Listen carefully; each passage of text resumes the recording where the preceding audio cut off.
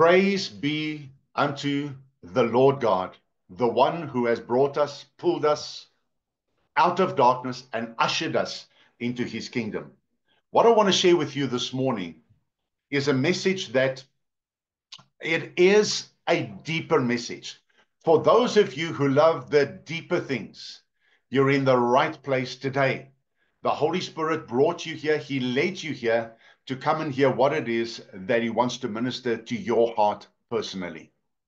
This morning, we are going to talk about shining in the midst of a perverse and crooked generation. And with that, I want you to open your Bibles, please. This morning, we are going to do a little bit of a drill through the scriptures. And I want you to open with me to Philippians chapter 2. I'm going to give you time to get there. Philippians chapter 2. While you are turning there, you need to know that the book of Philippians is actually known as the letter of joy. It really is. And this was written from a prison cell. So do the math there. Here, Paul the apostle is in a place that is not conducive to joy whatsoever. None whatsoever. And yet the book of Philippians talks about the greatness and the awesomeness of God, and it talks about this joy that all of us can have in the midst of our trials and circumstances. So in Philippians chapter 2, I know you have found it by now, in verse 14, just to grab the verse before of where we're going so that you can grab the context. Do all things, this is a good word for us today, without grumbling and fault finding and complaining. Against God is what it says in the brackets in the Amplified Classic. And questioning and doubting among yourselves. How many of you know that when we are together and faith is present, doubt and fear has no place? Amen. When we are together and faith arises in the midst of where we are gathered together, that fear and doubt has no place. So I want to say this to you this morning, and if you've got pen and paper, write these things down. You can doubt your doubt, but never doubt your faith. Doubt your doubt, but never your faith. Verse 15, that you may show yourselves to be blameless and guileless, innocent and uncontaminated, children of God without blemish, faultless, unrebukable, in the midst, here it is, of a crooked and wicked generation, spiritually perverted and perverse, among whom you are seen as bright lights, stars or beacons shining out clearly in this dark world. And just the first line of the next verse says, holding out and offering to all men the word of life. You know that as you look around you in the world right now, that it's not only dark, it has become increasingly dark. Now, I want to ask you, physically speaking, in this natural world, and this is a rhetorical question, I know, but I also know you've been there. Have you ever been in a place, a room, a hall, out in nature where it was extremely dark, where there was no light? Now, when I thought about this one, I remembered years ago where Des and I had to go and pray for somebody in the hospital, the Joburg Gen. Now, many of you know already, who have known us for a long time, that hospitals are not my favorite. Okay. You can say to me, Johan, but it's nobody's favorite. Des doesn't mind it. She doesn't mind going into a hospital, but there's, and it's been like this with me from childhood. When I smell that hospital, I kind of hold on close to her, because I just don't feel great in a hospital. So if you're in a hospital and you want me to come pray for you, I will come and pray for you. but I know you will understand that I won't stay long. Okay. We will come and pray, but I cannot stay long. And that particular day, you know how big that place is. I mean, it's like a city on its own. And we got into the lift, and those lifts are big, and there were a lot of people, and we had to go to whatever floor. As the doors closed, the lights in the lift didn't work. Now, I want you to see this. I don't like hospitals. She doesn't mind hospitals at all, but she doesn't like, number one, lifts, elevators. She walked up with the stairs if she could, but because it was a number of stairs, we thought it's best to get into the lift. When the doors closed, you could not see your hand in front of your face. There were no lights on whatsoever. So the people, when they walked in, they pushed the floor where they had to be. And if you didn't push the button, you were lost because you were going to have to get off on the floor that maybe you did not intend to get off on. So here we are in this extremely dark place. And I just felt her come in real and really hold on. And I just said to her, it's going to be okay. You're okay. It's going to be okay. Now, as I told my story, how many of you have a similar story to that where there's absolutely pitch darkness? I saw something the other day. Those of you who have been on a cruise ship or out in the ocean when it was the middle of the night, when it was pitch dark, they reckon there's no darkness like that. If it's cloudy, there are no stars or the moon's not shining. They reckon there's no darkness like that. But here's the thing.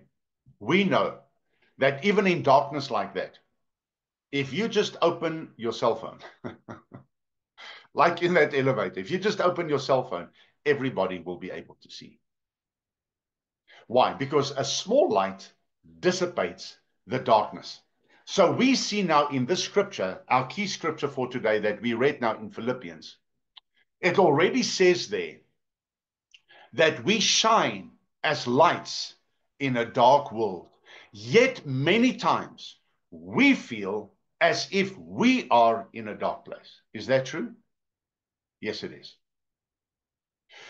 According to that scripture, the world is looking to look at our light. The world is so dark at this moment that those who are seeking the light are yearning and searching for it, and the best place to find it are in the lives of Christians. So my question this morning is your light shining in a dark place? Like I said earlier on, I felt in my spirit that there are those online this morning that you need a lot of encouragement. You need to be uplifted this morning in the presence of God. But you are going to realize as I'm talking, and you're going to see from the scriptures, how much light you have on the inside of you already. I thought about it. If you have to see into the inner chambers of your heart, in the midst of a dark world and a very crooked and perverse generation, if you could look to the inside of you, and that light that is on the inside of you can be perceived by you, the things that you are facing will immediately dissipate into nothingness, because you will realize that the light on the inside of you is the light of his presence. And it's the light of the presence of God that brings you to that place of illumination and revelation.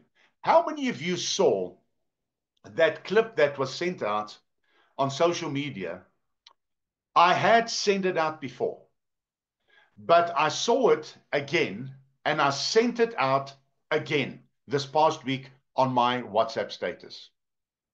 Of at the moment of conception, when the sperm enters the cell, when the sperm enters the egg,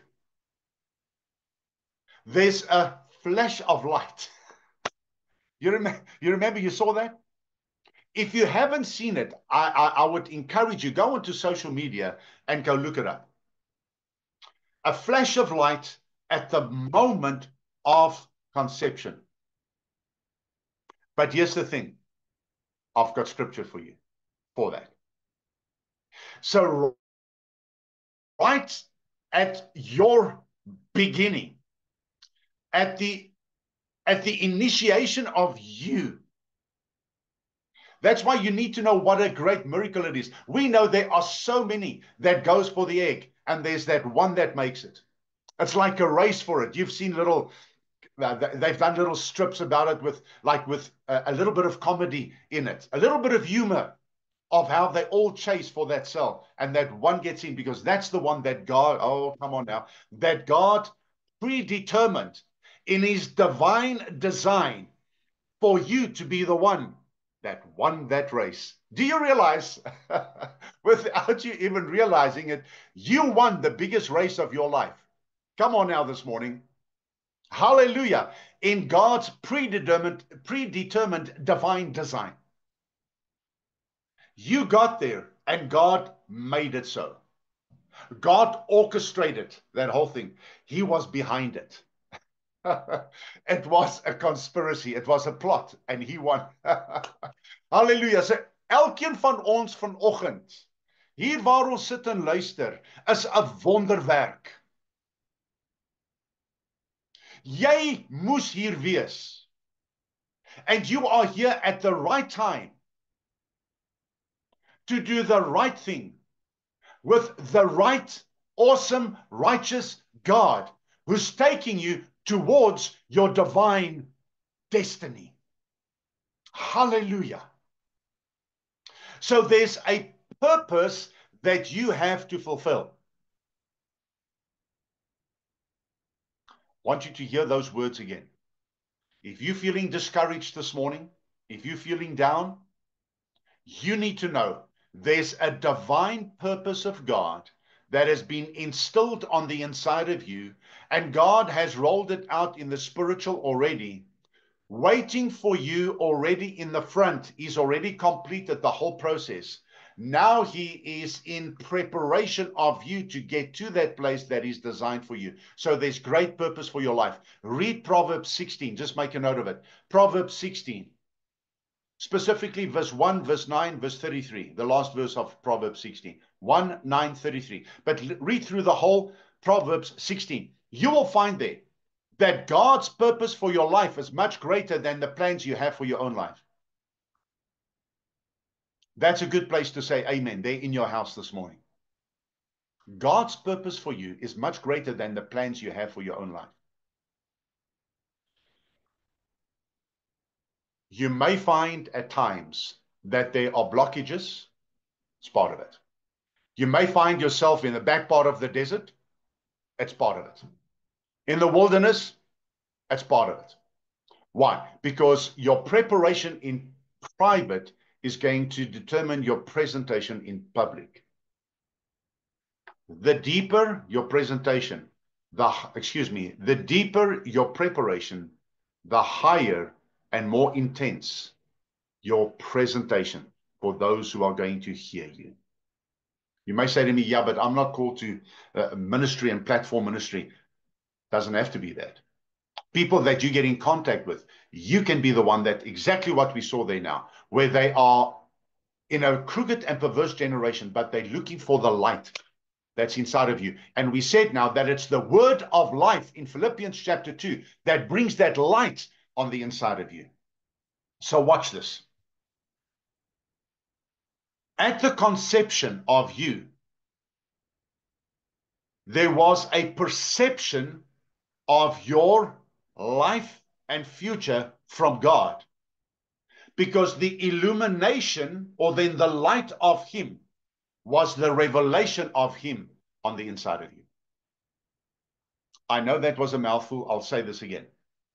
At your conception, there was a perception of him with you, looking at you, illuminating you with that flash of light, so that you can start walking even from childhood in the revelation of him.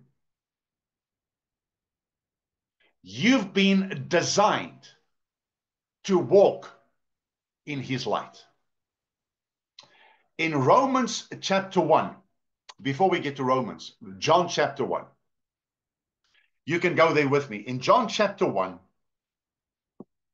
we have, and I'm not going to read all those verses, but from verse 4 all the way through to verse 9, in every verse, watch this now, in John's gospel, the first chapter, from verse 4 all the way to verse 9, every verse talks about Jesus being the light. Only one verse says, and there was a man sent from God whose name was John.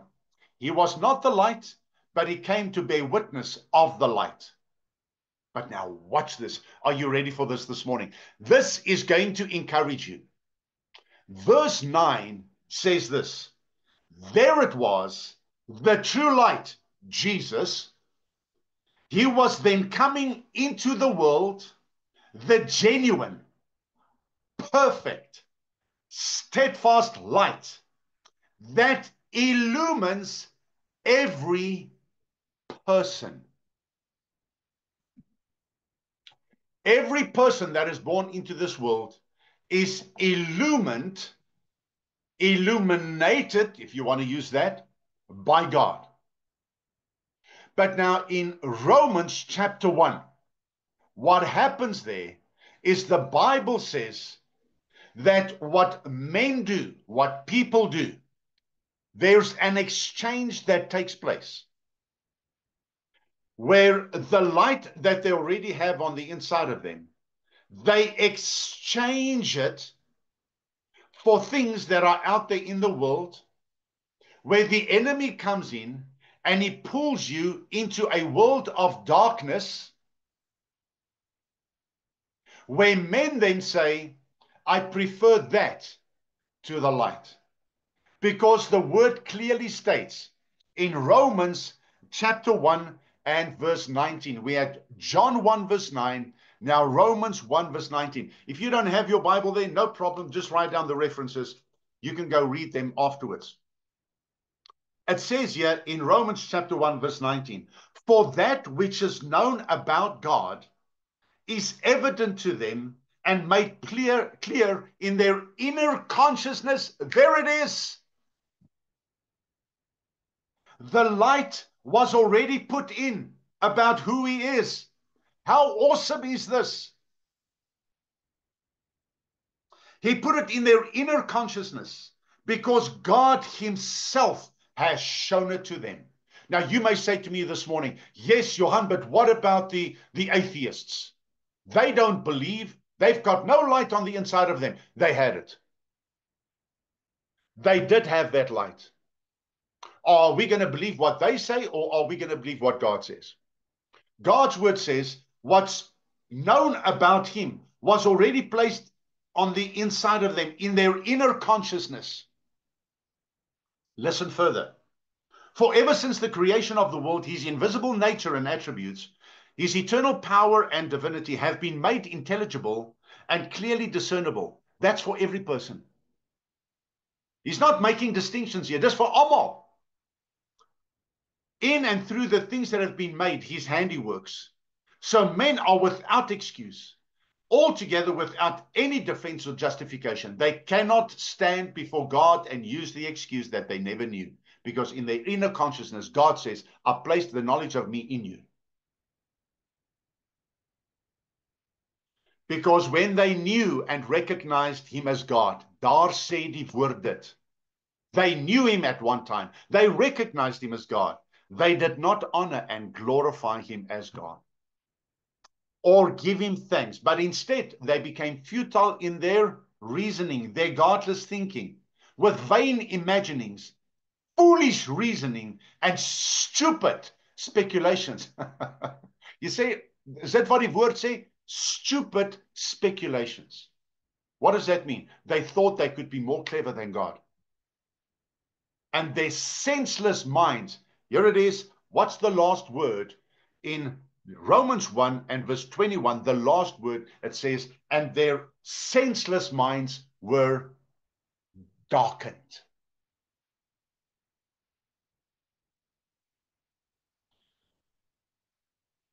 What is the devil's strategy? And Jesus clearly states what his state is. That is the prince of darkness. And he wants to pull people into darkness, and he has succeeded worldwide by pulling people into darkness. You've seen what we've all seen, especially over the last couple of months, couple of years, the things that have been portrayed on the platforms of the world, in entertainment and politics and finances, all of that has been portrayed on the stages of life out there. And the narratives that were sold. Have you seen how dark it has become? And who is the one that is constantly mocked and ridiculed and slandered and made fun of? The one who is the light. Because darkness hates the light. That's why Jesus says, he has nothing in me, talking about the devil. So where are we at right now in this world? We are beacons of light. I know. Maybe this morning you say to me, you know what, JP, I don't feel like that. It's like it's far from me. The way that things are going now in my life, it feels like I'm not there. It feels like I'm isolated from that. If you feel that this morning, then I want you to know that you've been lied to by the prince of darkness. What is he against? Your knowledge of him. Because the knowledge of him brings light into every dark place. The knowledge of him brings light.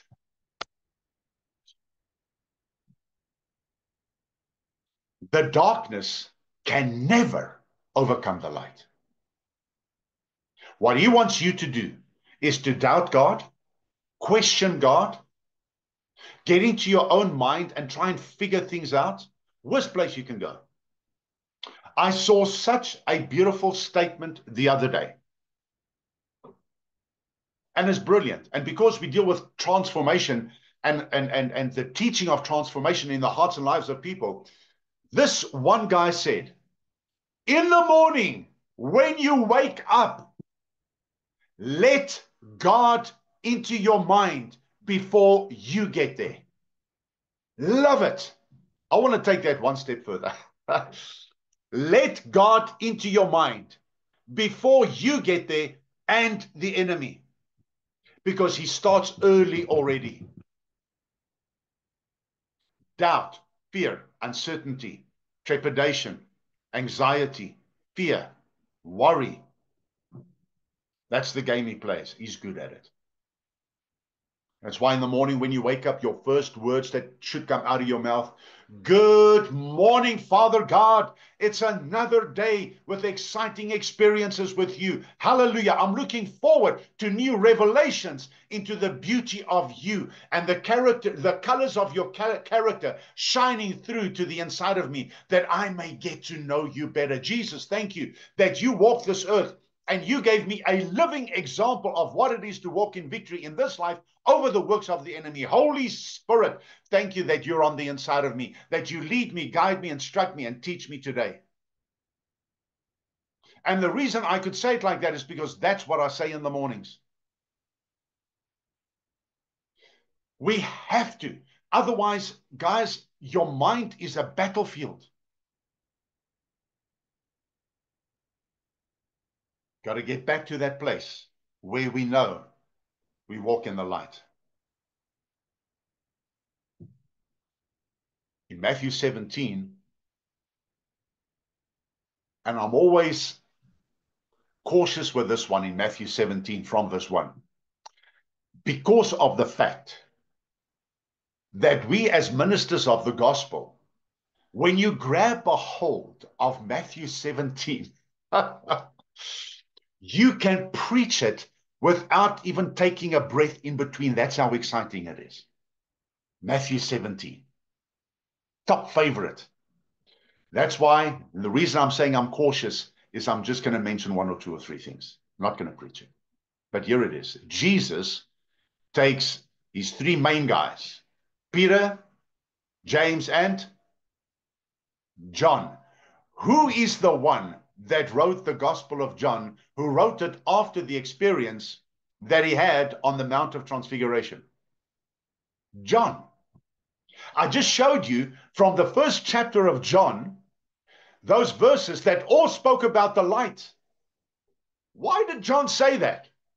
What was the revelation with this illumination that John had in the spiritual realm concerning the manifestation of light? Because in Matthew 17, while he's got Peter, James, and John with him, Jesus and the Father, and I just love this, and the Holy Spirit, they decide that they are going to show those three men who he really is. They've come to believe, they've walked with him 17 chapters. But now in this particular chapter, it's like I can see the smile on the Father's face and Jesus and the Holy Spirit, because they've been waiting for this moment, smiling. You know, the Trinity's happy, joyful. In the presence of the Lord, there's fullness of what? Joy. So Jesus starts manifesting his internal essence of his Godhead, his divinity, to those three men, Peter, James, and John, to the point that his face starts shining. His visage is completely changed, where his outer being, his body, becomes representative of his inner essence. Mense, where who he is in his divinity is being manifested into the natural, and the three of them are looking at this. And we know what the Bible then says. And there appeared unto him Moses and Elijah. I want you to see this morning. This is beautiful. Matthew 17, Jesus is transfigured, where the internal essence of his beauty and majesty starts shining through his physical body. Moses and Elijah appears. For both of them, this is nothing new. Moses and Elijah, they used to this. Back in Exodus chapter 19 onwards, Moses is on the mountain to receive the 10 commandments. He's in the presence of God for 40 days. He comes down from the mountain. What does the Bible say?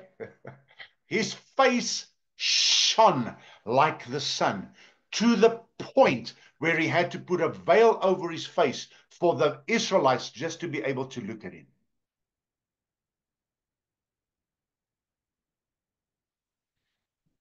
The light of the glory of the presence of God shone on the mountain, on Moses, upon his being, upon his face. I think it's his whole being that just lit up. He just had to put a veil over his face because he had to walk down from that mountain and he had to see where he was going. So I'm sure that in the light of the glory of the presence of God, he found his way down that mountain. Here's the point. The light of God shone upon the man, and the glory of God that was on the man shone upon the tablets of stone.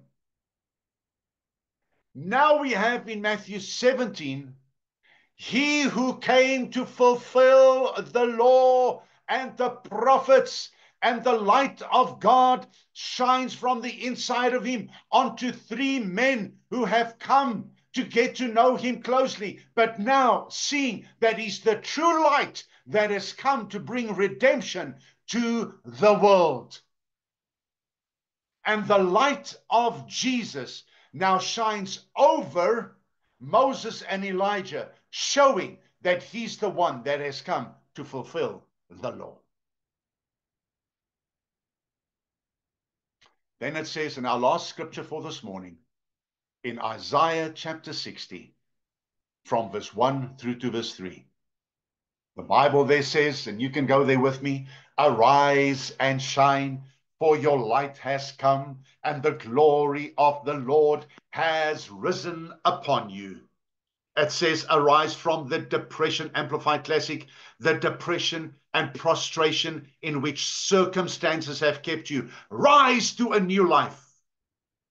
Shine and be radiant with the glory of the Lord, for your light has come, and the glory of the Lord has risen upon you. For behold, darkness shall cover the whole earth, and dense darkness all the people.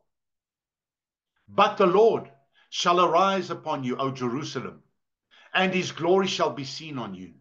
And nations shall come to your light, and kings to the brightness of your rising. And I say hallelujah.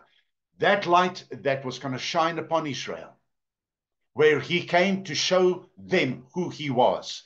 Now in John chapter 1, we have that light. And at conception, that light was on the inside of you. The illumination of the revelation of him who has come to call you out of darkness into his marvelous light. So daar waar jy sit vandag lê, is jy vol lig aan die binnekant van jou. You are full of light. The Bible says in the letters of John, towards the back of your Bible, it says, and when we see him, we shall be like him, for we shall see him as he is. Those of you who are new, maybe you haven't heard this before. Maybe you haven't heard me say this before, that the day you meet Jesus, listen carefully, the day you meet Jesus, you are going to realize how much you look like him already on the inside.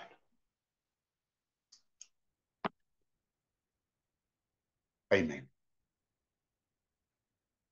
Bravo, you sit vanoggend. You needed to hear this message today, to realize that on the inside of you, there's a bright light shining. It's the light of him, it's the life of him, and it's the love of him. The 3 L's. It's his life, it's his light, it's his love. All you have to do is go and sit and be quiet. Get out of your own mind and into the reality of the revelation of him, where his presence will give you fullness of joy. Amen. Now,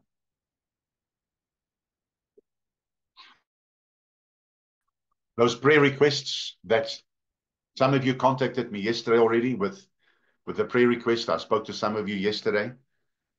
Take that prayer card now, piece of paper with all your prayer requests. Hold it in your hand. You've got your family with you, your wife, your husband, children. I want you to put your hands together on that piece of paper, those prayer requests and that prayer card. We're going to pray as a community together today. There's a lot of power in agreement. Heavenly Father, we come before you this morning in the mighty name of Jesus.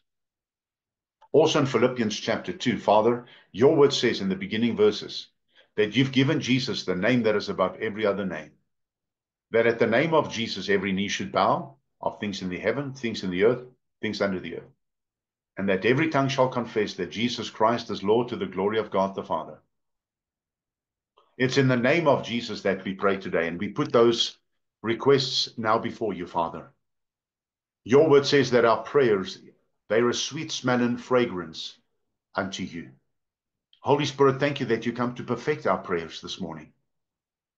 We pray for every request on every single piece of paper and prayer card right across this community now in Jesus' name. If there's need for physical healing, Father, we thank you that those requests are brought before you now for physical healing. Father, we received requests lower back pain, back issues, arthritis. Father, we give you praise this morning. Heart conditions, cardiovascular issues. Father, we think of Herman this morning at Mary Poppins at the Tea Garden, where he's in ICU. We think of Herman this morning and we're praying for him, Father. We thank you, Father, that every single request that's brought before you now, we thank you for the release of these things, Father, into your mighty hand, so that we will believe and trust and have faith this morning and stand on your word, that the requests will be honored by you, Father, and the answers will be ushered in from your throne in Jesus' name. Thank you for a release of finances for your people, Father.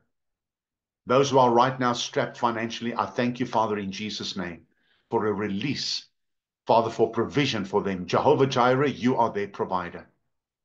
Those of you this morning who are really struggling and you are finding you are under tremendous stress, fear. I come against that fear in the name of Jesus. Fear is a spirit. The Bible says that in 2 Timothy 1:7. I come against that spirit of fear in Jesus' name. You're a foul liar. We resist you in Jesus' name. And Father, we thank you that faith will arise in their hearts and drive out that fear and doubt in Jesus' name. Father, I thank you for hearts reunited with you this morning. Those who have found themselves drawing away from you, thank you that this morning they're drawing close again to the heart of the Father. Thank you for your warm embrace over every single one of your children today in Jesus' name. Father, thank you for emotional healing that takes place right now. Thank you for that, Father. Thank you. Thank you. Relationships. I address relationships that have broken down, where it's God's divine design for that relationship to work. Father, we thank you for healing and bringing restoration. You're the God of restoration. Thank you for bringing healing, Father, into hearts and lives today, in relationships, in Jesus' name. Pray for children today. Children who have gone maybe a little bit out of the way, or maybe completely out of the way. Father, they're finding themselves in a very callous, hard world that's drawing them into that doldrum, Father, or cauldron rather, of darkness. It's dark in the world, but it's light in us.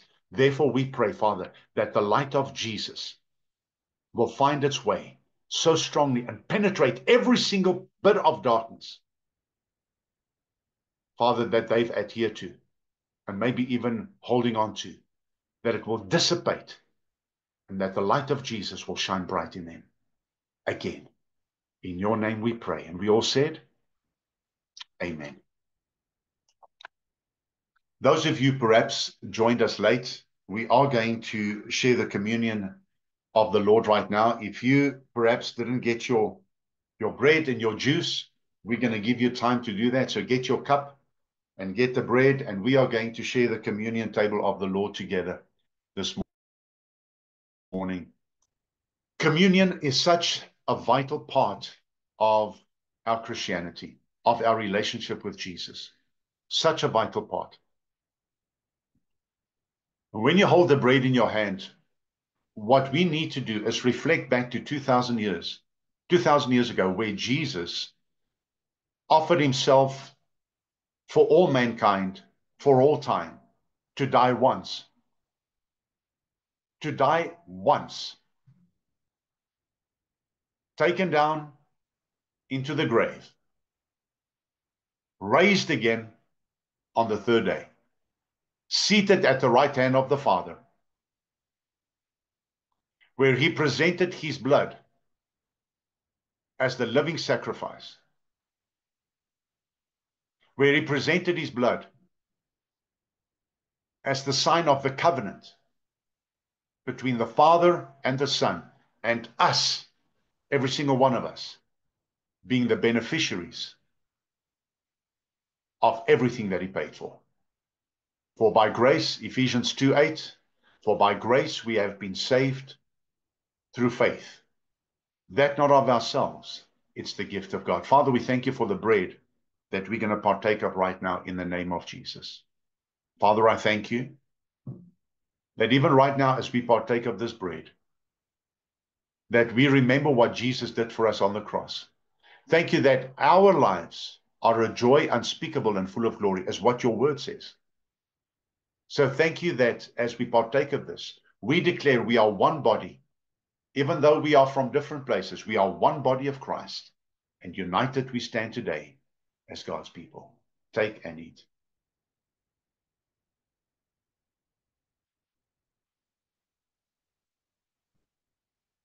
Hold the cup in your hand, and you need to know this morning that the blood of Jesus has not lost its power. It still avails today. And as we partake of this, this is the seal of the covenant. You are sealed, according to Ephesians 1:13, by the Holy Spirit. You are sealed by Him. Whatever God seals, listen carefully, whatever God seals, no one can rip the seal open. So, Father, we thank you that that seal this morning is the Holy Spirit. No one can take Him out. He's made His residence on the inside of us. Thank you, Holy Spirit, that you've come to indwell each and every one of us. Jesus, the price that you paid on the cross, everything we prayed for now, all of those prayer requests, we thank you that Jesus already paid the price. And Jesus said these words, it is finished. Dit is volbring, tetelestai. Take and drink.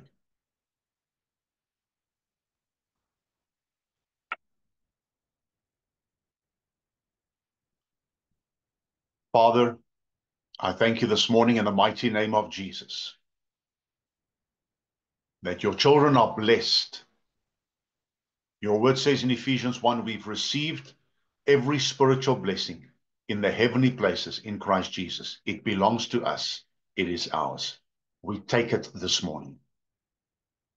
Father, we also stand by one another, uplift one another and encourage one another in these times of darkness. But thank you that we are light that shines in a dark world. In Jesus' name. And we all said, Amen. The Lord bless you and keep you. The Lord make his face to shine upon you and be gracious unto you. The Lord lift up his countenance upon you and give you peace. We will speak to you again tonight at 7 o'clock for the prophetic service.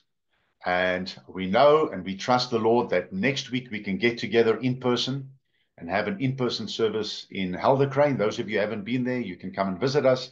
Informal service at the Tea Garden, and all that information will go out this week. We're missing you. We love you. You are valuable and precious, and have an awesome Sunday. Shalom.